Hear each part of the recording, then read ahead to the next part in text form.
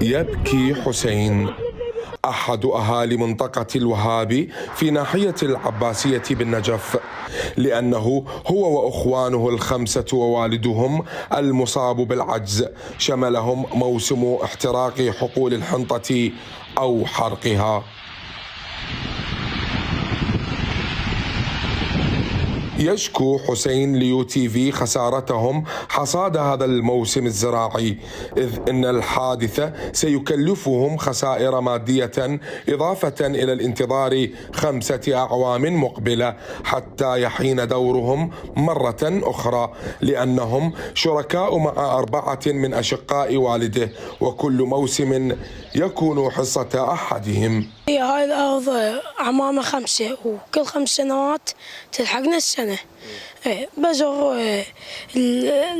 الكيمياوي 1,000,000 هسه احنا مطلوبين عليه، والقاع الذرات مجهول ما نعرف منين. احنا 10 مشاير احترقن 6 بقى 4 مشاير احترقن، وكل سنة احنا الذب العمامي يعني الحاصودة المحصور 16 طن تساوي 14 مليون.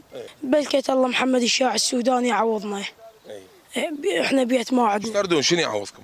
يعوضنا بيت، فلوس.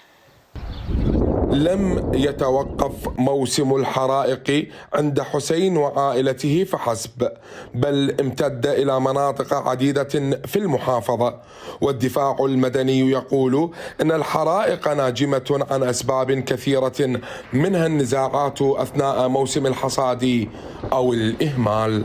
هناك عدة أسباب قد يجهلها المواطن باعتباره هو بعيد عن هذه الحالة، من ضمنها مثلا النزاعات العشائرية أو الخلافات بين الفلاحين أثناء موسم الحصاد.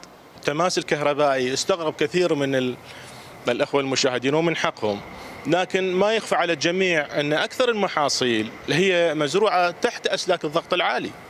ويشكل هذا النوع من الحرائق تهديدا مباشرا لخبز العراقيين، فحريق حقل حسين وعائلته لم يتوقف عند حد، إذ شمل انتشاره السريع الحقول المجاورة. المساحة اللي تعرضت للحرق تقريبا 180 دونم. أسباب الحرق مجهولة، ما حد يعني حدث عرفته. المنطقة اللي وحيدة هنا اللي بناحية العباسية اللي تعرضت للحرق.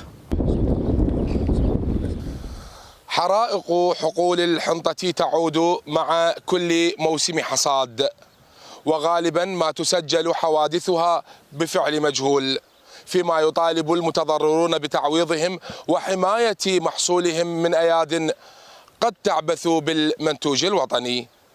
من النجف حسام الكعبي، يو تي في.